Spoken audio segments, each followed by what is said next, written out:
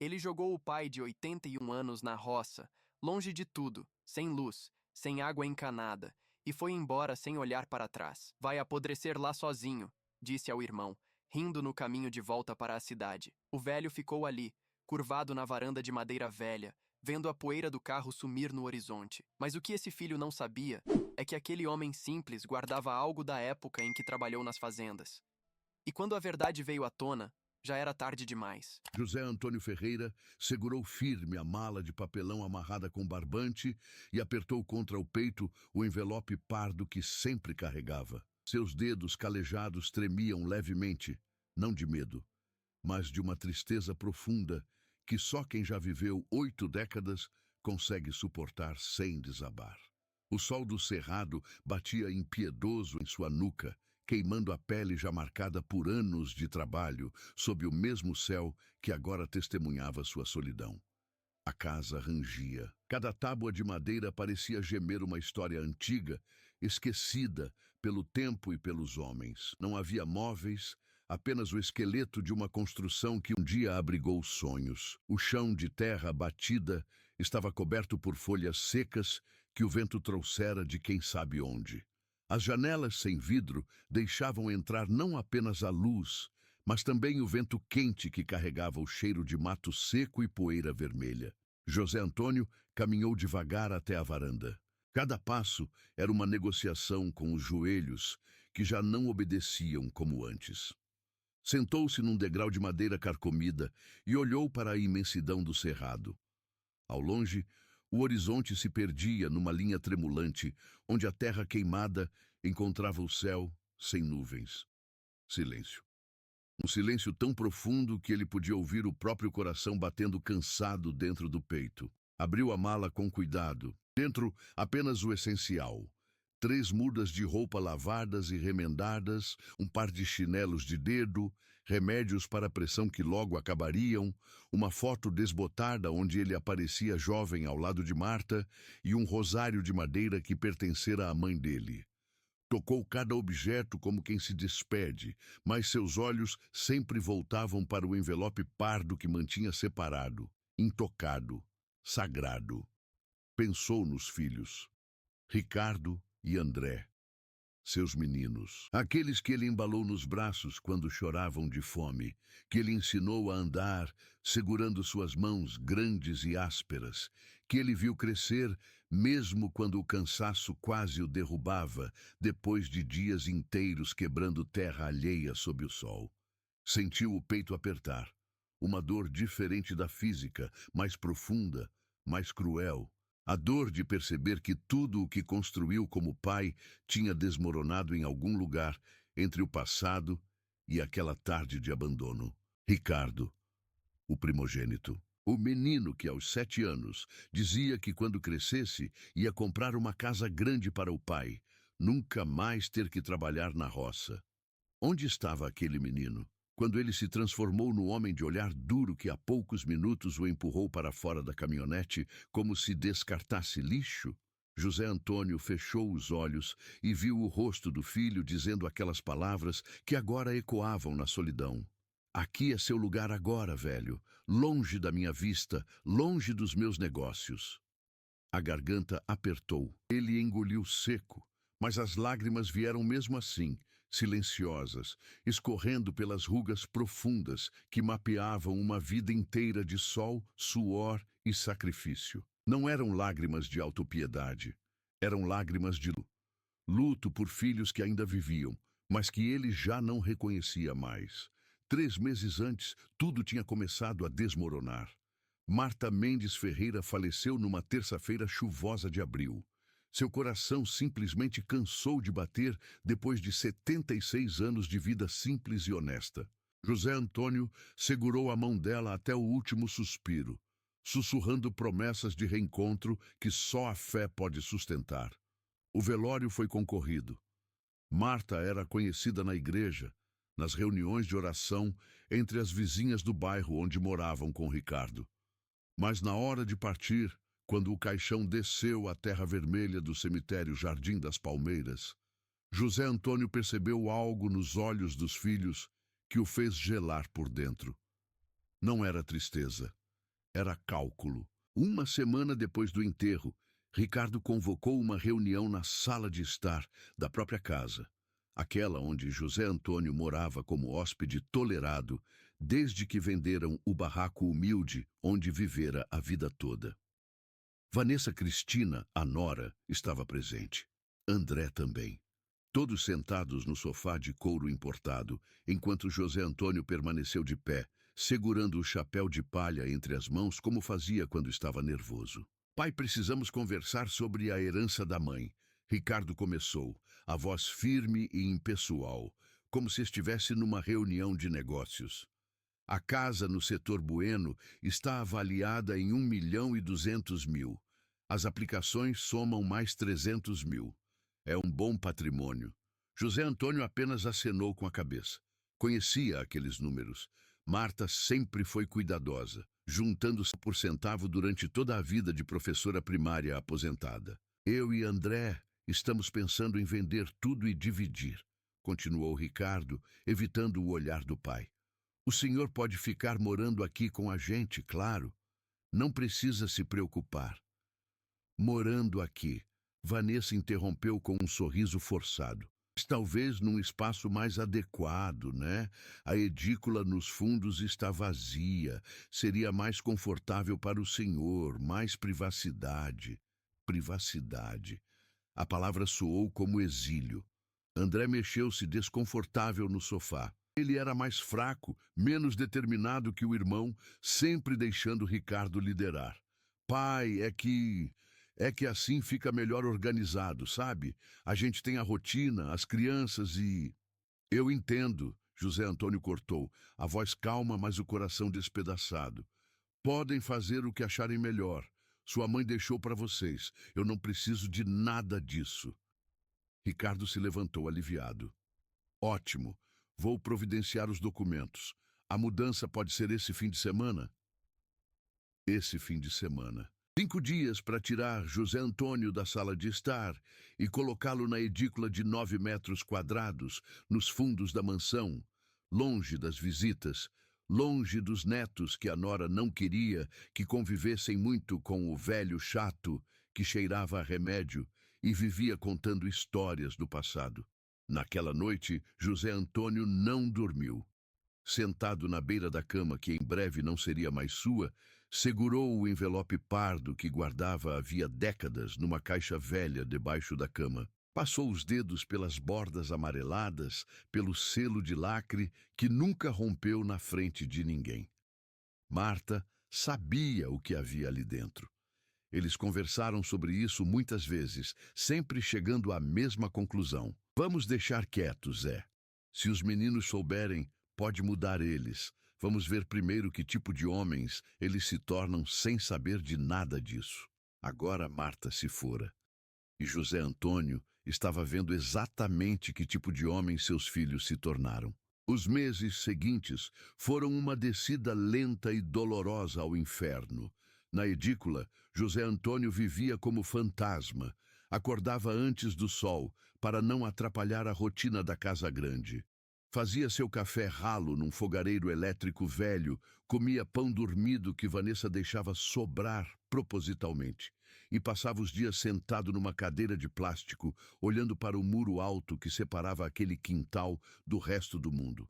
As crianças, seus netos, quase não vinham mais visitá-lo.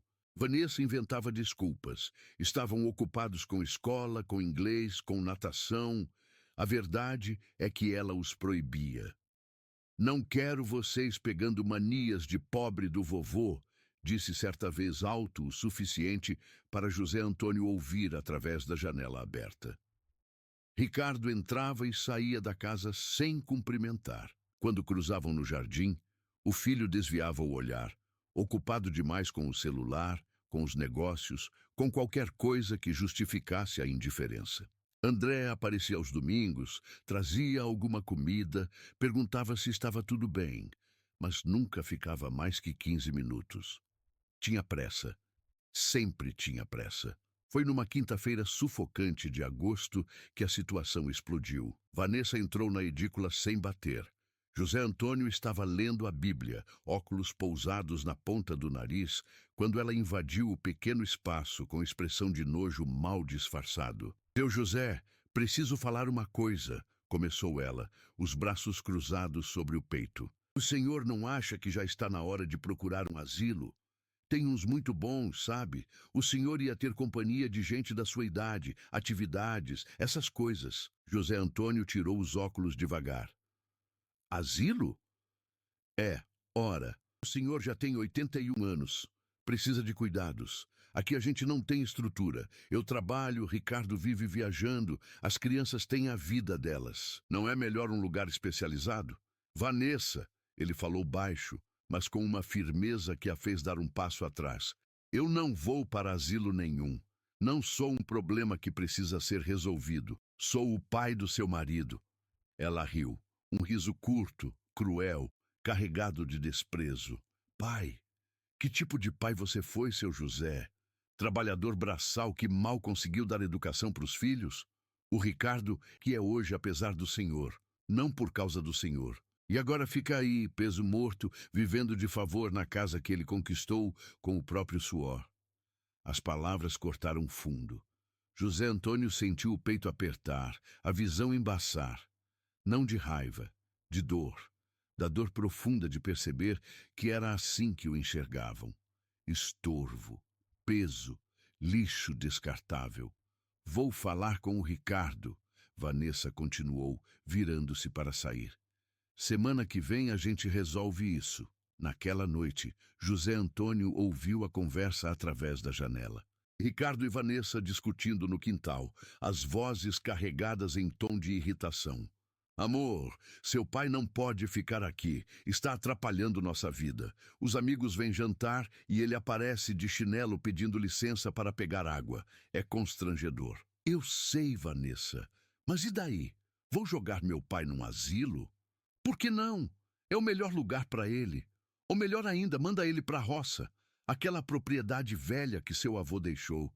Lá ele fica sossegado, longe da gente. Silêncio. José Antônio prendeu a respiração, esperando o filho defender, protestar, recusar.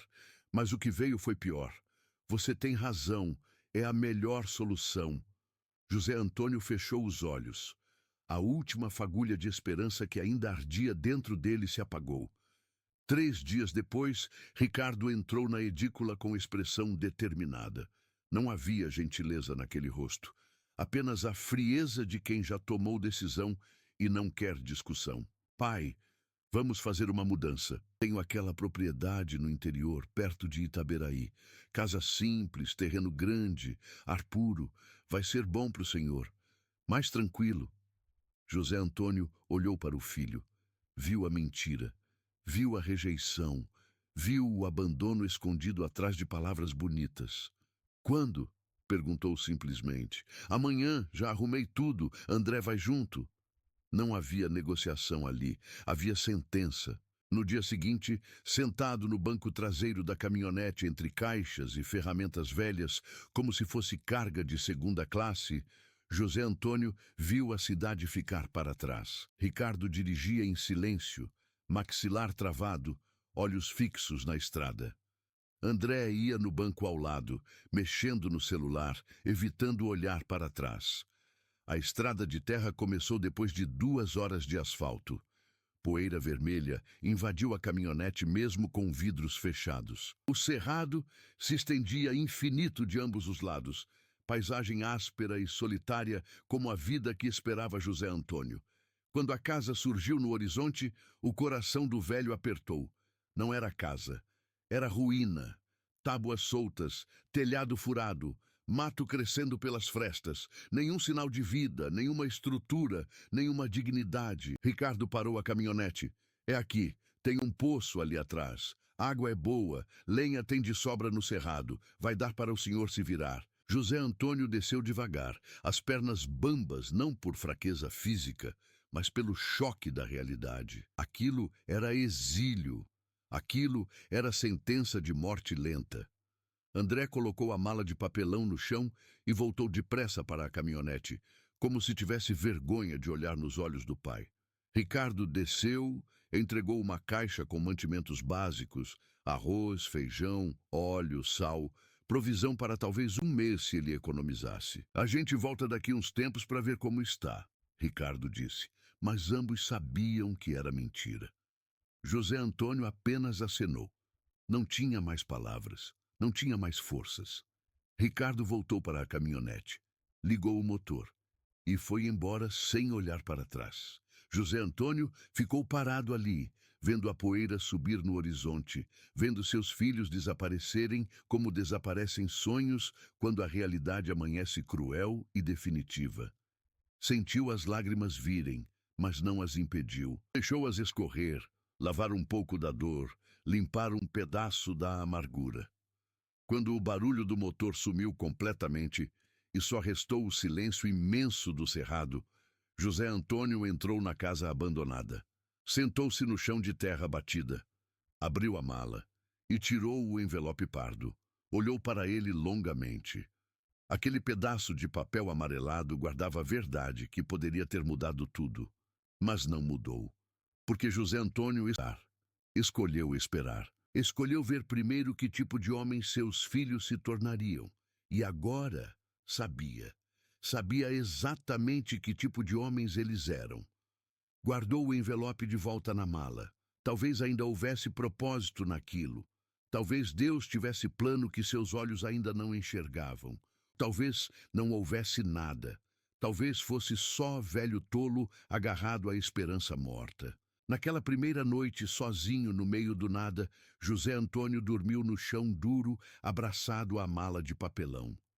E sonhou com Marta, com o rosto dela jovem, com o sorriso que iluminava qualquer dia escuro, com as mãos dela segurando as dele.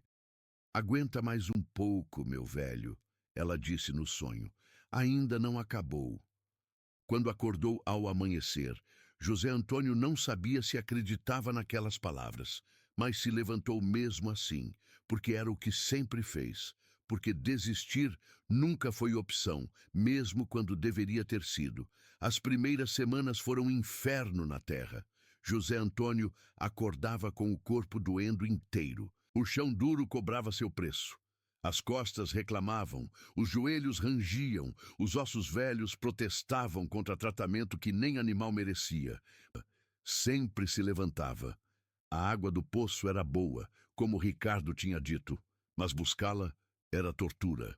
16 metros de profundidade, corda velha, balde pesado que suas mãos trêmulas mal conseguiam segurar.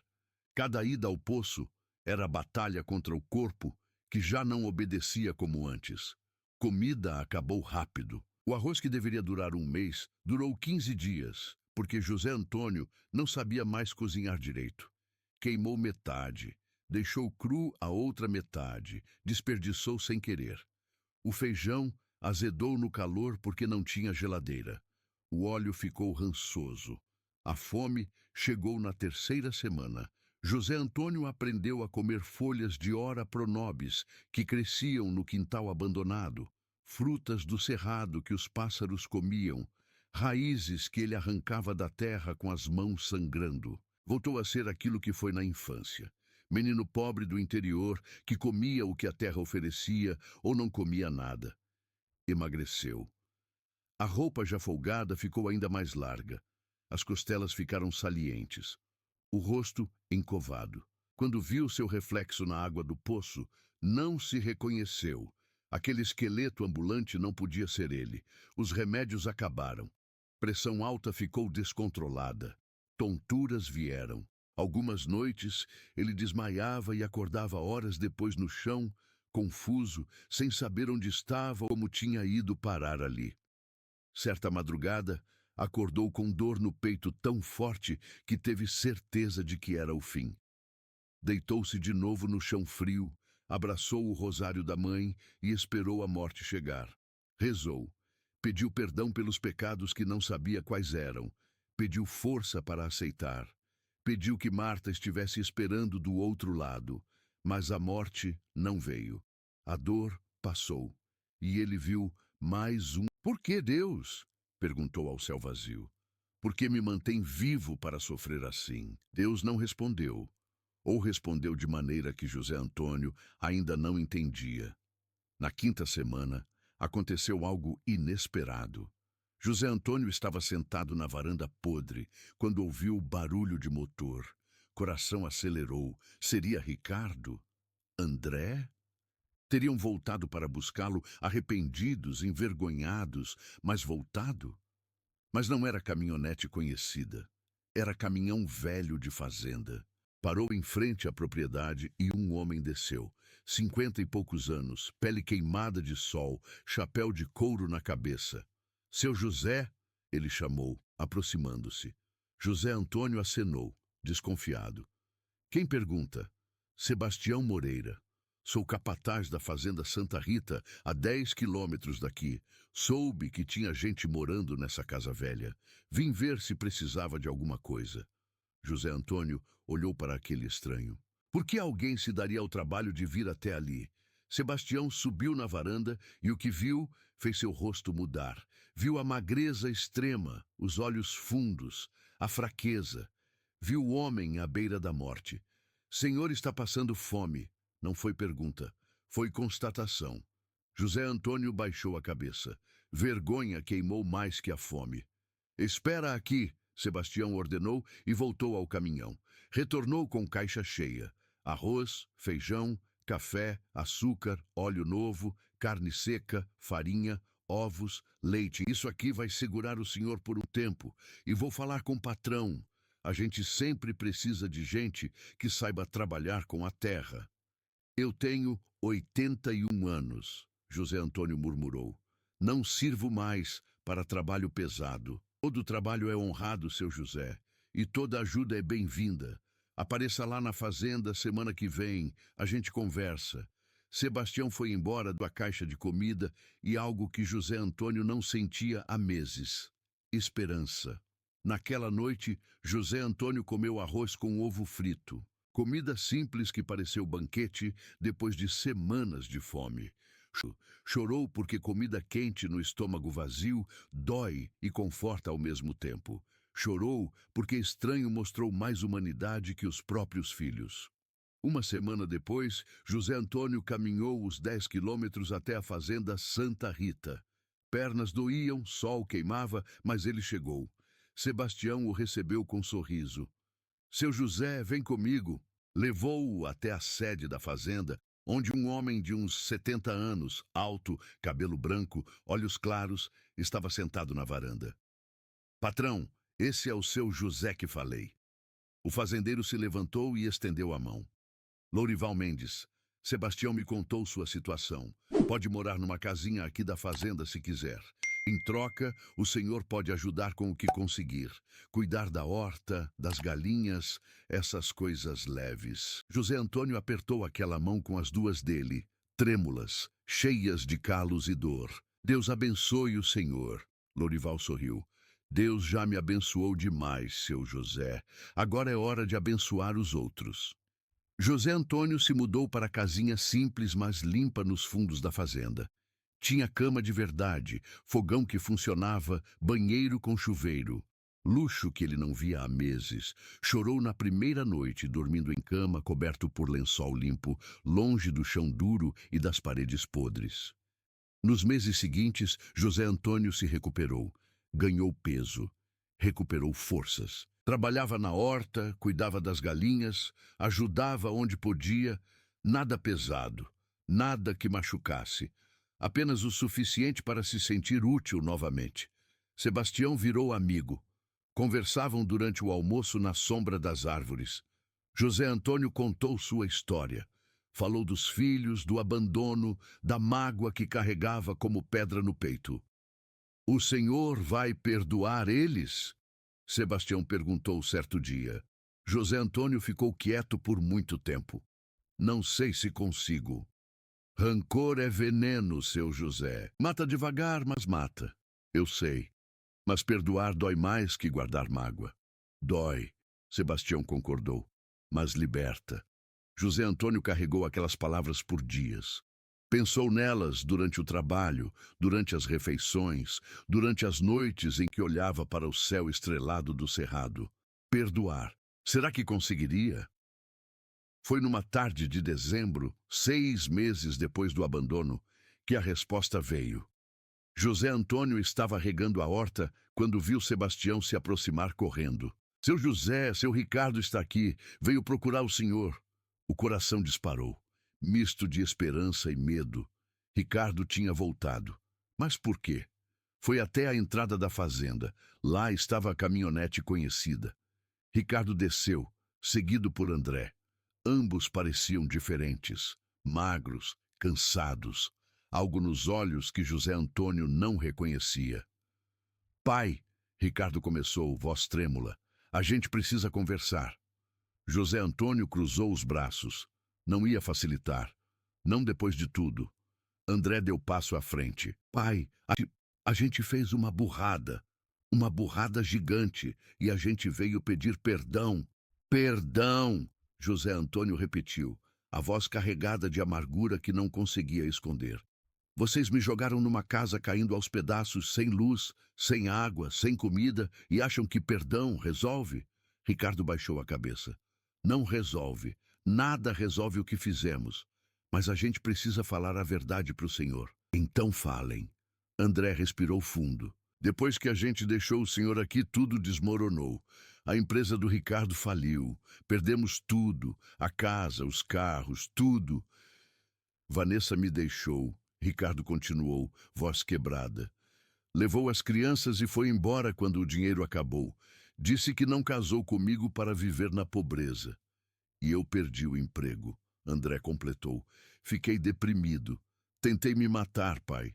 Tomei remédio demais e acordei no hospital. José Antônio sentiu o peito apertar. Mesmo com toda a mágoa, eram seus filhos ali, quebrados, destruídos. Quando eu acordei no hospital, André continuou, olhos marejados, só conseguia pensar numa coisa. No Senhor. No jeito que tratamos o Senhor. No monstro que a gente se tornou. A gente veio pedir perdão, Ricardo disse, lágrimas escorrendo, e entregar isso para o Senhor. Estendeu um envelope. José Antônio reconheceu. Era a escritura da casa no setor Bueno que eles tinham vendido. Conseguimos reverter a venda, Ricardo explicou. Gastamos tudo que sobrou para isso. A casa é sua de novo, pai. Ou pode vender e usar o dinheiro. Não importa, é seu. José Antônio olhou para o envelope, depois para os filhos. Viu remorso genuíno ali. Viu arrependimento. Mas também viu algo mais. Desespero. Não estavam ali só por arrependimento. Estavam ali porque perderam tudo e não tinham para onde ir. Vocês querem que eu perdoe porque estão precisando, disse, a voz calma, mas firme. Não porque entenderam o que fizeram. Não, pai, André protestou. A gente entendeu. Juro que entendeu. Então me digam, José Antônio desafiou. O que vocês entenderam? Silêncio. Entenderam que família não se abandona? José Antônio continuou, a voz subindo. Entenderam que dinheiro acaba, mas o que a gente faz as pessoas fica. Entenderam que trataram o próprio pai como lixo, porque tinham vergonha da origem pobre de vocês? As palavras saíram como tapa. Ricardo e André abaixaram a cabeça. Entenderam que eu trabalhei a vida toda para dar a vocês vida melhor e vocês cuspiram nisso? Que passei fome, dormi no chão, quase morri aqui sozinho enquanto vocês viviam em casa confortável? Pai, a gente sabe, Ricardo sussurrou. A gente sabe de tudo isso. E a gente não tem desculpa, não tem perdão. Mas a gente precisava dizer que está arrependido de verdade. José Antônio olhou para aqueles dois homens quebrados, seus filhos, seus meninos, e sentiu algo estranho. Não era perdão, ainda não, mas também não era mais só raiva. Eu não sei se consigo perdoar vocês, disse honestamente. Não sei se algum dia vou conseguir, mas sei uma coisa. Vocês precisam entender de verdade o que fizeram. E não é com palavras que se entende, é com ação. Pegou o envelope e abriu. Dentro estava a escritura da casa. 2 milhões de reais em patrimônio. Olhou para aquele documento por longos segundos. Então, tomou decisão. Vou vender essa casa, anunciou. e vou usar o dinheiro para algo que preste, algo que honre a memória da sua mãe. E se vocês realmente querem se redimir, vocês vão me ajudar, não por obrigação, não para ganhar herança, mas porque é o certo a fazer. Ricardo e André se entreolharam. O que o senhor quer fazer? José Antônio olhou para o cerrado ao redor, para aquela imensidão que quase foi seu túmulo, mas virou seu recomeço. Quantos velhos como eu foram abandonados pelos filhos? Ele perguntou. Quantos estão morrendo sozinhos em casas velhas, em asilos ruins, em camas de hospital sem ninguém? Eles entenderam. Vou criar um lugar, José Antônio continuou, a voz firme, os olhos brilhando com propósito que não sentia há anos. Um lugar para idosos abandonados, onde eles tenham dignidade, comida, saúde, família. Família de verdade, não de sangue, mas de escolha. Um asilo? André perguntou. Não, um lar. Diferença entre asilo e lar é que no asilo as pessoas vão para morrer. No lar, as pessoas vivem até morrer. Tem diferença. Ricardo limpou as lágrimas. A gente ajuda. Em tudo. Mas, pai, a gente não tem dinheiro. Não tem mais nada. Não preciso do dinheiro de vocês. José Antônio respondeu. Preciso do tempo, do trabalho, da dedicação. Se querem se redimir, provem. Fiquem aqui. Trabalhem. Construam esse lugar comigo. E talvez, só talvez, eu consiga perdoar. Os filhos acenaram, aceitando. Porque não tinham escolha. Porque era isso ou voltar para o vazio que a vida deles tinha se tornado. Mas José Antônio viu algo mais. Viu que, só talvez, aquela fosse a chance deles de se tornarem homens de verdade. A construção do lar de idosos. José Antônio Ferreira começou 3 meses depois. José Antônio vendeu a casa por R$ 2.400.000. Comprou terreno maior ao lado da propriedade abandonada, onde foi deixado para morrer. Contratou engenheiro, pedreiros, eletricistas. Ricardo e André trabalhavam como operários, carregando tijolo, misturando cimento, pintando paredes. Trabalho braçal que nunca tinham feito. Trabalho que quebrava o corpo, mas construía caráter. José Antônio administrava tudo com a ajuda de Sebastião, que virou sócio do projeto. Lourival, o fazendeiro, doou materiais e mão de obra. Toda a região se mobilizou quando soube do projeto. O envelope pardo estava guardado. José Antônio ainda não tinha mostrado para ninguém. Ainda não era hora. A obra durou 10 meses. 10 meses de trabalho duro, discussões, desafios, mas também de união. Ricardo e André mudaram, emagreceram, endureceram, aprenderam a valorizar cada centavo, cada tijolo, cada gota de suor. Certa noite, sentados no chão da construção inacabada, comendo marmita simples, Ricardo olhou para o pai. Pai, posso fazer uma pergunta? Pode. Por que o senhor está fazendo isso? Podia pegar esse dinheiro, viajar, aproveitar a vida. José Antônio mastigou devagar antes de responder, porque dinheiro não serve para nada se não servir para ninguém. Mas o Senhor passou a vida juntando. Passei a vida em vocês, mas descobri que tinha propósito maior. André se aproximou. A gente não merece o Senhor. Ninguém merece ninguém, André. A gente merece as consequências das próprias escolhas. Vocês estão vivendo as consequências das de vocês. E eu estou vivendo as das minhas. E quais são as consequências das escolhas do Senhor? Ricardo perguntou. José Antônio olhou para o céu estrelado. Morrer sabendo que fiz diferença, que aliviou o sofrimento, que trouxe dignidade onde só tinha abandono. Isso basta. O lar foi inaugurado numa manhã clara de outubro. 50 quartos individuais, refeitório, sala de convivência, horta comunitária, capela ecumênica, estrutura simples mas digna. Tudo pensado para conforto e respeito. Os primeiros moradores chegaram naquela mesma semana. Dona Lourdes, 78 anos, abandonada em casa sem comida pelos filhos viciados em crack. Seu Moacir, 83 anos, expulso de asilo particular por não ter como pagar. Dona Benedita, 75 anos, que vivia nas ruas depois que filhos venderam sua casa e sumiram com o dinheiro. José Antônio os recebeu pessoalmente. Abraçou cada um. Viu nos olhos deles a mesma dor que sentiu.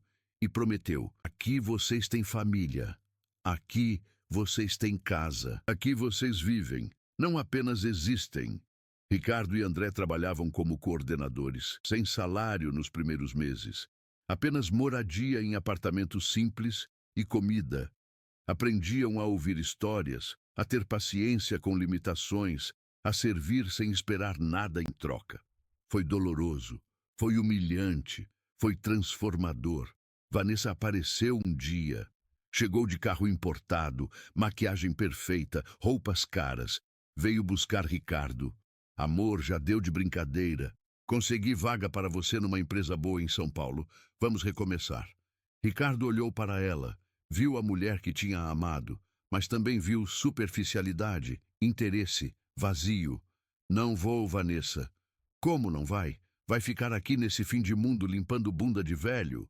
Vou ficar aqui dignificando vida de gente que a sociedade descartou, assim como descartaram meu pai, assim como eu descartar ele.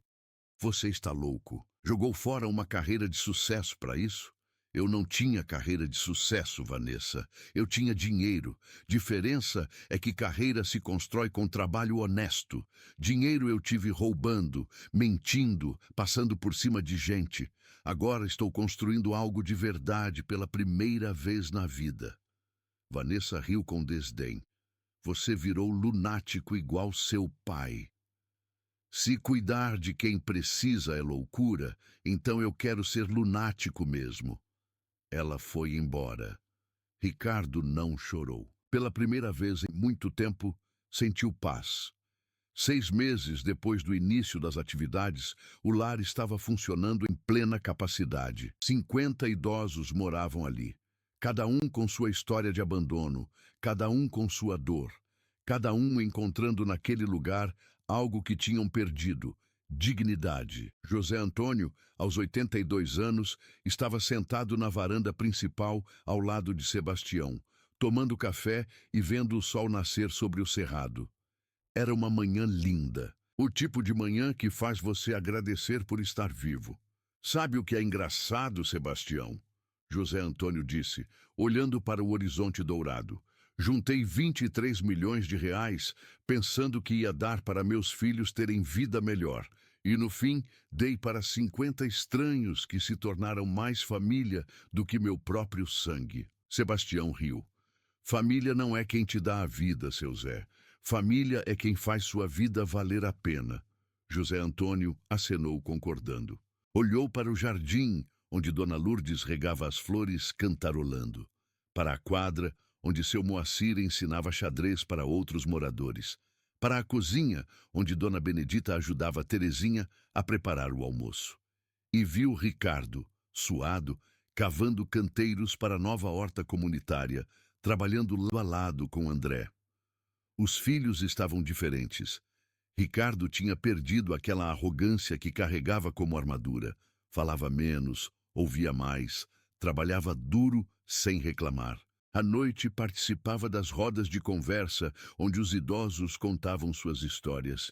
E José Antônio via lágrimas no rosto do filho quando ouvia relatos parecidos com o que ele mesmo havia feito. André tinha se tornado coordenador de atividades, criando oficinas de artesanato, rodas de leitura, sessões de filme. Via propósito naquilo. Pela primeira vez na vida, sentia que estava fazendo algo que realmente importava.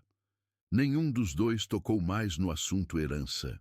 Nenhum dos dois pediu dinheiro. Viviam com o salário mínimo que recebiam, dividindo apartamentos simples na cidade vizinha, voltando para a fazenda de ônibus todos os dias. Estavam aprendendo o que José Antônio sempre soube. Riqueza verdadeira não se mede em dinheiro. Mede-se em vidas tocadas, em sorrisos provocados, em dignidade restaurada. Seu Zé, Sebastião interrompeu seus pensamentos. O doutor Maurício ligou, disse que chegou proposta de parceria com o governo federal. Querem replicar o modelo do Instituto em 10 estados. José Antônio sorriu. Marta ficaria orgulhosa. Ela está orgulhosa, Sebastião corrigiu. De algum lugar, ela está vendo tudo isso e sorrindo. Naquela tarde, José Antônio reuniu todos no salão principal. Os 50 moradores, a equipe de funcionários, Ricardo e André. Tinha algo importante a dizer. Esperou o silêncio. Olhou para cada rosto. Viu expectativa, carinho, respeito. Viu família. Quando fui abandonado naquela casa caindo aos pedaços, começou, a voz firme apesar da idade. Pensei que ia morrer sozinho. Pensei que minha vida tinha sido desperdício. Trabalhei tanto, sacrifiquei tanto, para no fim ser descartado como lixo. Fez pausa. Ricardo baixou a cabeça, a culpa ainda pesando. Mas descobri algo nesses meses aqui. Descobri que minha vida não foi desperdício, foi preparação. Cada centavo que juntei, cada sacrifício que fiz, cada dia que trabalhei sob o sol, tudo tinha propósito. O propósito era esse lugar. Eram vocês. Dona Lourdes secou uma lágrima. Vocês que foram abandonados como eu. Vocês que conheceram a dor da rejeição, da solidão, do desprezo. Vocês são minha verdadeira família, porque família não é quem te dá a vida. Família é quem faz sua vida valer a pena. Família é quem fica quando não sobra mais nada. Família é quem enxerga valor onde outros só veem peso. Aplausos, abraços, lágrimas. Ricardo se aproximou do pai pela primeira vez em meses. Pai, eu nunca vou conseguir compensar o que fiz. Nunca. Mas quero passar o resto da minha vida tentando. José Antônio olhou para o filho. Viu remorso genuíno ali. Viu mudança. Viu talvez o começo de redenção. Então continue tentando, disse simplesmente. E abraçou o filho que um dia o abandonou. O filho que estava aprendendo a ser humano de novo. O filho que talvez ainda pudesse se tornar homem de verdade. Não era final feliz perfeito. Cicatrizes não desaparecem. Mágoas não evaporam. Mas era recomeço, era chance, era esperança. 3 anos depois, José Antônio Ferreira faleceu dormindo aos 84 anos, numa manhã tranquila de abril. Não sofreu. Simplesmente fechou os olhos, cercado por pessoas que o amavam de verdade, e não acordou mais. O velório foi na própria fazenda. Vieram mais de 300 pessoas. Os 50 moradores, ex-moradores que já haviam voltado para a família reconciliada.